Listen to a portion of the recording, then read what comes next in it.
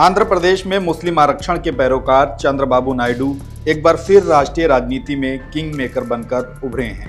मुस्लिम आरक्षण की धुर विरोधी और लोकसभा का चुनाव प्रचार मुस्लिम आरक्षण के खिलाफ चलाने वाली भाजपा क्या मुसलमानों के हिमायती चंद्रबाबू नायडू के साथ तालमेल बिठा पाएगी?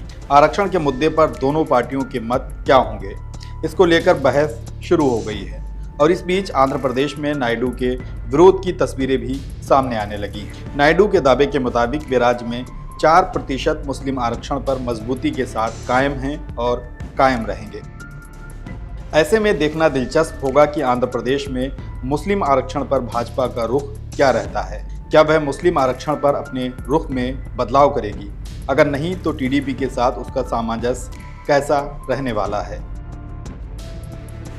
बहरहाल दिल्ली में आज एनडीए की बैठक हो रही है।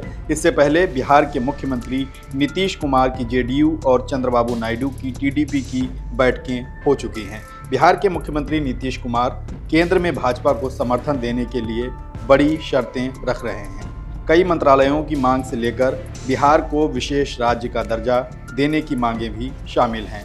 इसी तरह चंद्रबाबू नायडू भी भाजपा से बड़ी डिमांड कर रहे हैं, जिसमें लोकसभा के स्पीकर पद की मांग भी शामिल बताई जा रही है।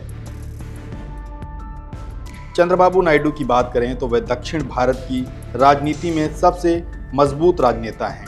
ये अलग बात है कि राज्य के पिछले चुनाव में उन्हें बड़ी हार का सामना करना पड़ा था, लेकिन इस बार उनकी पार्टी आंध्र प्रदेश में सबसे बड़ी पार्टी बनकर सामने आई है। इसके साथ ही केंद्रीय राजनीति में भी उनका कद बढ़ गया है। राज्य में टीडीपी ने 16 लोकसभा सीटें जीती हैं। इसी तरह बिहार में नीतीश कुमार की जेडीयू 12 सीटें जीतकर किंग मेकर बनी है। केंद्रीय राजनीति में इस वक्त के दो बड़े किंग मेकर हैं, जिनमें नायडू और नीतीश कुमार शामिल हैं।